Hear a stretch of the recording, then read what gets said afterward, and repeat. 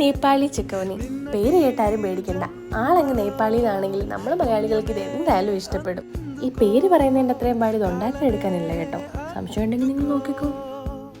വധുവുగానే మారిపోవే ఈ క్షణం